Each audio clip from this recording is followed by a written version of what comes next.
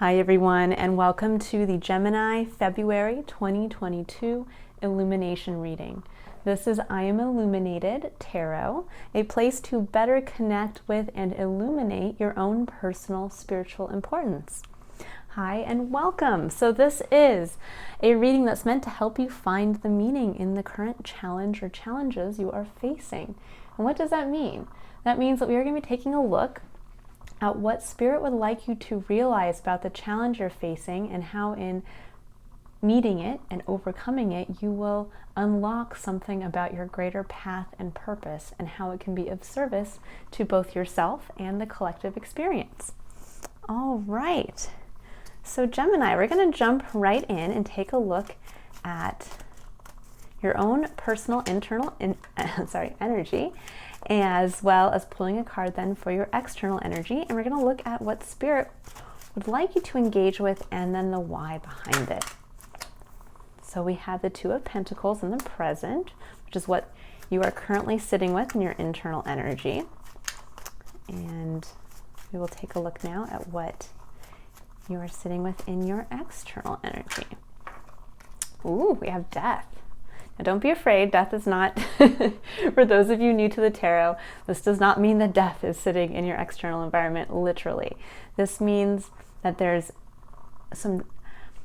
a power of transformation, so to speak. There's going to be a lot of releasing, I feel, Gemini, coming your way, which is a great thing. Now at the bottom of the deck, we have Ace of Swords. Oh, I love that. Oh my goodness. We have Truth, Clarity. So, Gemini, your last month, your January, if I could speak, my goodness, your January reading was beautiful and very empowering. And I feel like this is a continuation of that. So currently for the month of February, you're sitting with a little bit of an internal energy of juggling, of those little tasks day to day that we have to kind of maintain and keep up with. Now, the Two of Pentacles is a card that can denote actually having to make a choice between this or that. So in your everyday taking action as you're moving through and you're dealing with, let's say, having to go to the grocery store and having to call your mom and having to do all these little things that you're being asked to prioritize. What do you need to do in the moment that's actually going to be the most beneficial for you? And it's not a bad energy to be sitting with. It's an energy that may feel a little chaotic in the moment or a little stressful as you're working through it. But ultimately, as I can see here, it's meant to help clarify for you really where you need to be putting your energy, because there is a transformation coming, a large transformation in your external environment. So death can symbolize death and rebirth. It's also an energy that can bring forward a fear when we face it, because it can harness the energy of an ego death, meaning that we have to face something about ourselves that we had projected out into our external environment, that we have to face possibly changing that, possibly releasing that, and allowing it to be naturally taken away so that it can be transformed and rebirthed as the new, as to this new person that you are looking to reveal. And this is where it becomes very hard as we're making those choices and making those internal changes to, as you start to see the changes reflected in our external environment, it can get a little scary. All at once, you're like, wow, all of these things I was hoping that were going to happen and that were going to change now are. And that might mean that now as you're moving into this new version of yourself, you have to release a tie to a job you associated yourself with. Maybe you were always the lawyer, the teacher, the doctor, the engineer, the writer. And now with you making these internal changes and moving towards something new, you're going to have to release that, and you're going to have to be seen as something new.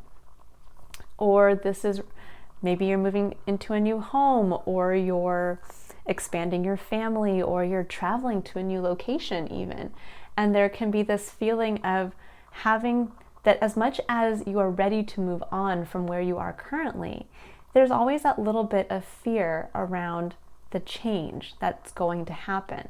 So yes, maybe you are waiting for that moment when you can put the down payment on a new home, and you have been saving and you have been doing everything you can to make that happen. And then the moment comes, and it means that at the same time as you sign the papers on that new home, you have to let go of the old home. Or the second you make that choice and you get that visa to go live in another country, you have to release your tie to your current country. And there can be a little bit of that bittersweet element of all of a sudden seeing what you're moving from and having that full kind of almost like an Ebenezer Scrooge in the Christmas Carol moment, where you're able to see almost all of your life at one point, like in a poignant way, to where you're seeing all of the emotional attachment you had to the thing that you're having to release as you level up, as you grow into this new something. And there is a poignancy about that, of maybe this was the original apartment you purchased, the original little condo you purchased, and at that time you were so happy when you were able to buy that first place. And even though now and for the past few years you've grumbled about it and you've been annoyed with it and it's too small and it's not in the right place and that now you remember all of these beautiful things attached to it. And that can be hard to release, even though you have so much to look forward to in the new future home that you're going to be moving into. And the same can be said of all aspects of our lives. We can always, even for something that we've grumbled about and wanted to change, the second that we go to release it is the second that we're going to see all those beautiful things within it. And that's really what I feel is coming through here for you. But this is all in an effort for you to gain clarity on your own personal truth, to realize why you're having to release these aspects of yourself and your external environment, why you're being asked to let them fall away, so that as you're moving towards what you've been felt called to move towards and take action towards, you're going to realize that, wow, this is in alignment with who I am now. And that's going to be a very empowering feeling. So I'm going to take a look now at the possible challenges and blocks that are preventing you as you're making these decisions to basically choosing, making the small decisions here to take the right appropriate actions towards this new change, and what might be blocking you from finally just releasing your tie to these old versions of yourself that you've projected out into the physical. What does Gemini need to see about the challenges they are currently facing?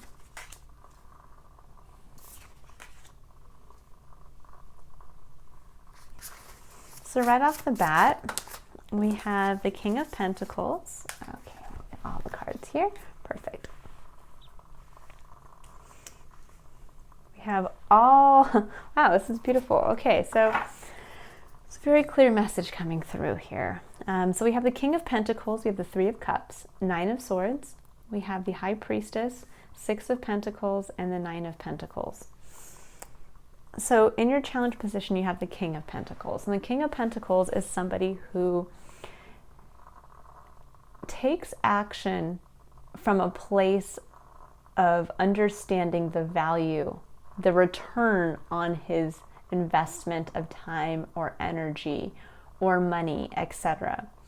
And this can be a very empowering card. It can be a card that denotes somebody who is a wise investor, somebody who really understands the value of their own work and can achieve that value from others, meaning they know if they go into a place of work that they can say, no, this is actually what I'm worth, and they can demand that. But where this can become a point of possibly a challenge or a block is where we are so focused on that, where we are only willing to take action if there is a specific outcome that we deem valuable. So we will not, let's say, take action if there is not let's see, how can I say this? Sorry guys, I'm having such a hard time today speaking. that where this can become an issue is that instead of just kind of focusing on the smaller day-to-day tasks and saying, okay, I need to prioritize this over this, that you are not willing to possibly take the bigger leap towards investing in something because you are not sure of the return on that investment. Meaning that you will hold yourself back from signing that new or putting the down payment on a new house because somewhere deep down inside you don't know if, even though you're on the surface really excited about that house and you've been in a place where you've saved and saved and saved and you have lots of money and you can't afford this house and the house is beautiful, you're not 100% sure if it's going to be the return on investment that you want it to be. And maybe it's better to just stay in your current place because you know its value, you know what you can get for it, and you're just going to keep saving. And so it can keep you kind of stuck. It can keep you in this place of, I'm not going to take that new job because I don't know 100% if within 3 years I will be at the bonus level I'm at currently with my current place. There's this element of being too focused on the monetary value and not enough on the emotional aspect. Because directly after that is the Three of Cups. And the Three of Cups is a card of community. It's a card of emotionally connecting to others. It's kind of like when you think of your support group, those people who have your back. That's what this card denotes. And there's a feeling here I can see around almost feeling like you are wondering, with the Nine of Swords coming up, this is a card of worry. This is a card of all those negative thoughts that keep us up at night, but that are just that. They're just thoughts. They're just the what ifs. It doesn't mean that they're going to happen. It doesn't mean that, all of these things that kind of plague you are going to come to be. This is just a card of worry. So there's this feeling here of focusing too much on the financial, clinging too much to what you have, and feeling like that there's the possibility of, in releasing this tie to something in your external environment, that you might not be supported in that you might not have those people around you who have your back, or that in some way this might lessen how they see you, or lessen as to how you are supported. And this could look like maybe you've always been a doctor, and maybe you're part of some medical profession groups that you've gotten very close to, and you have this support system of other people who are doctors as well, and you have this community. And you're afraid that if you, let's say, move away from being a doctor into, let's say, all of a sudden you want to become a teacher, that support group you've relied on might not be there for you, or they might see you differently. There's an interesting quality to this card that I'm just picking up on intuitively in this reading. I don't normally see this, but that these people have their backs turned to you. There's almost this feeling of being left out. If you release this part of yourself you're moving away from, that you're outgrowing, and that they might all still be there together doing what they've been doing, and you might be removing yourself from that you might be left out. And that's really kind of where I see the worry come from, because there's this element here of you really focusing on the worry. Spirit would like you, with this at the center of your reading, to realize that these are just thoughts.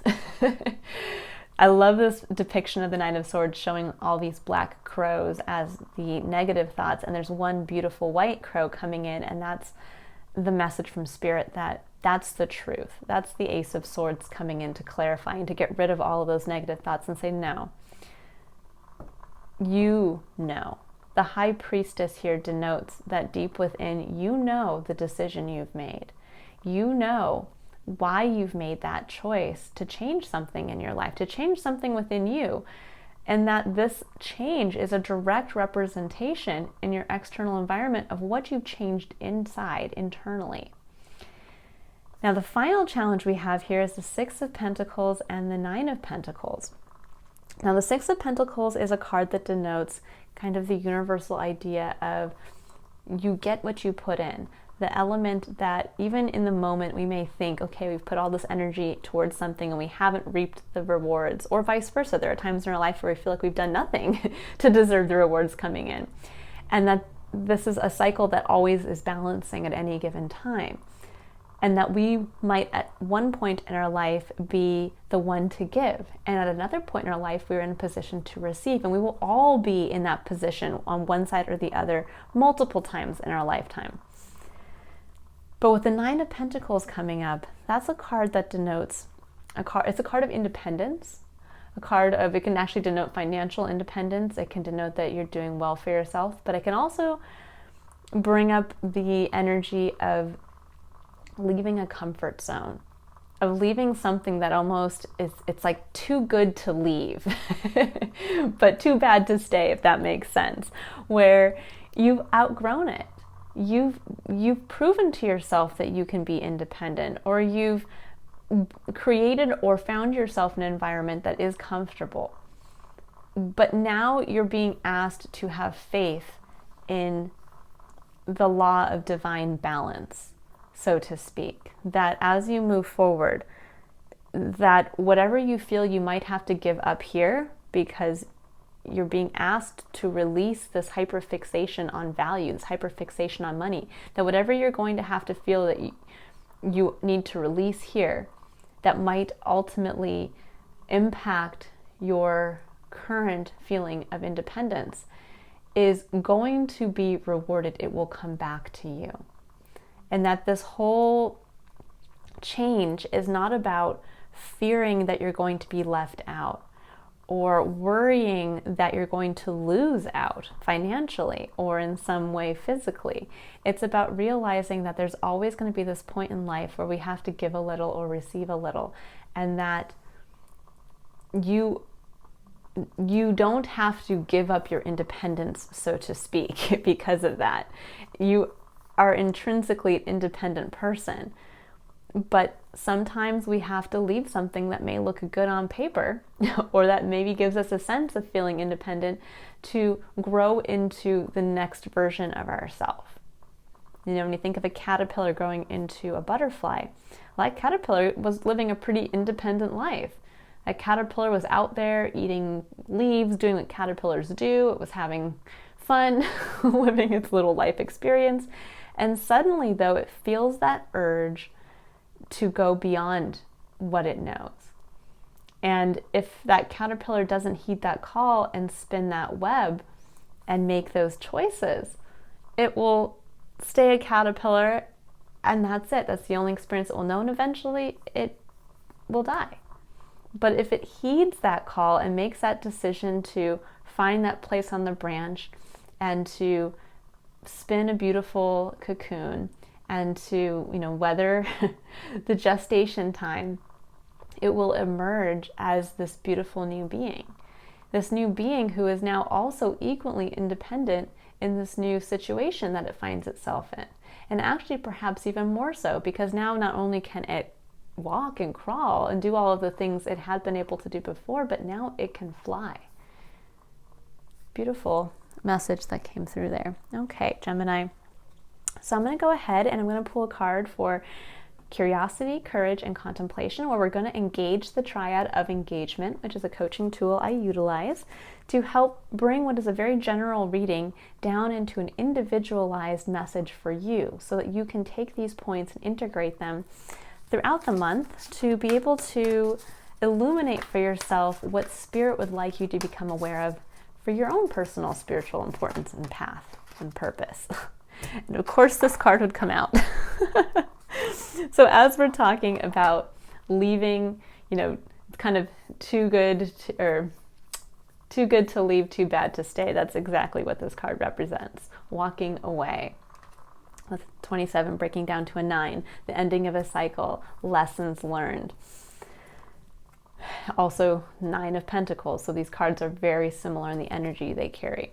There's this feeling here that Spirit would like you to be curious about what are you clinging to in this garden you've created for yourself, or this independent lifestyle you've created, and where can you be curious as to when you think about becoming a butterfly, and it's interesting because there's actually a glowing butterfly here in this picture, that what frightens you the most about becoming this new, more heightened version of yourself?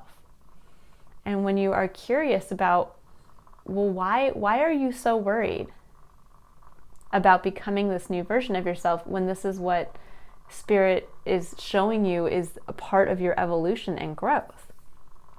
And what if instead of fearing to walk out of your beautiful walled garden, what if instead you were curious about what you're going to find on the other side?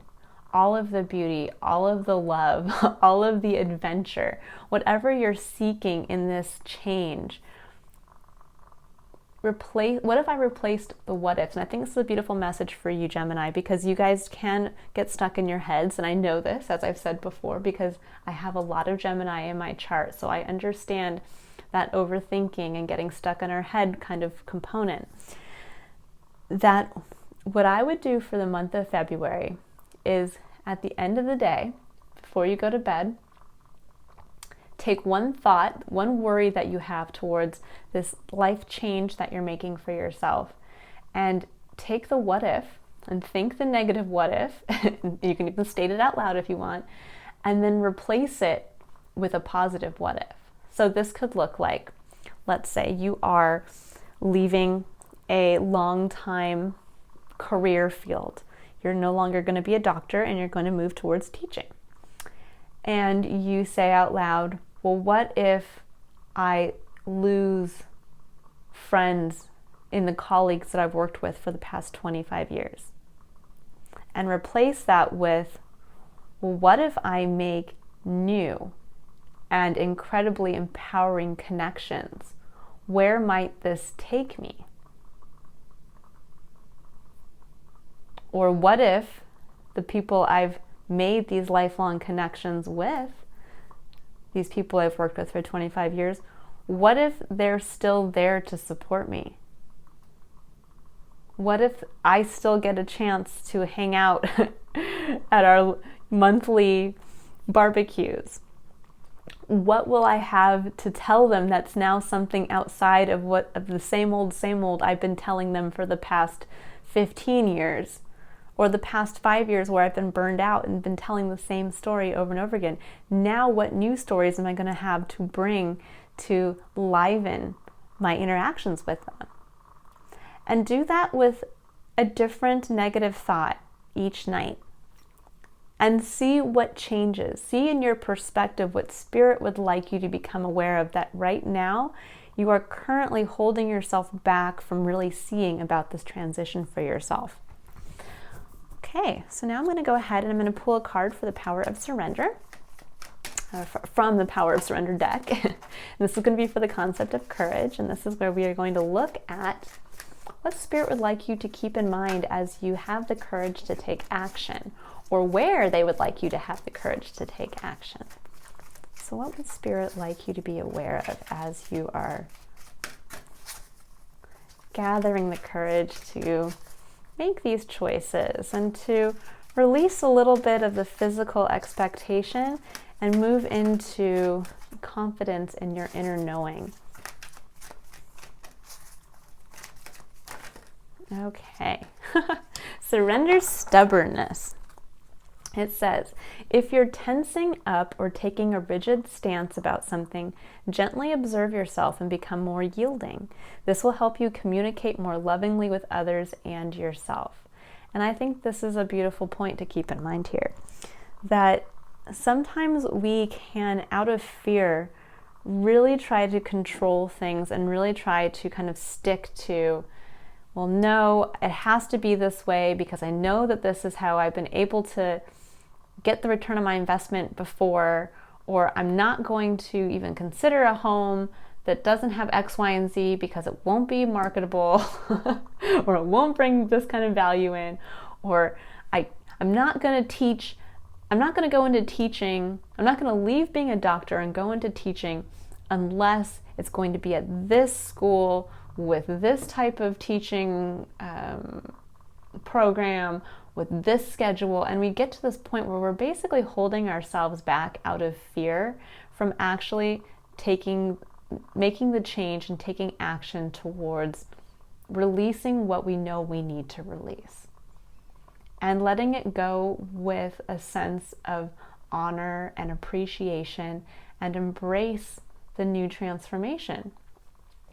So keep this in mind as you kind of want to cling to the old ways, or you are basically trying to convince yourself that unless it looks like X, Y, and Z, I'm not going to do it. I'm not going to take action in that way. I'm not going to make a move or listen to this person unless I 100% know it's going to be in alignment with this. And just kind of step back a little bit. So as you're having the courage to take action, realize maybe there is a different way to do something.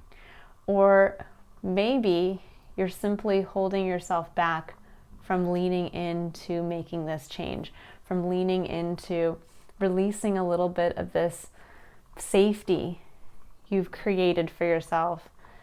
But Spirit's letting you know that it's all in an effort for you to see this new you, for you to realize the new truth that you are stepping into for yourself.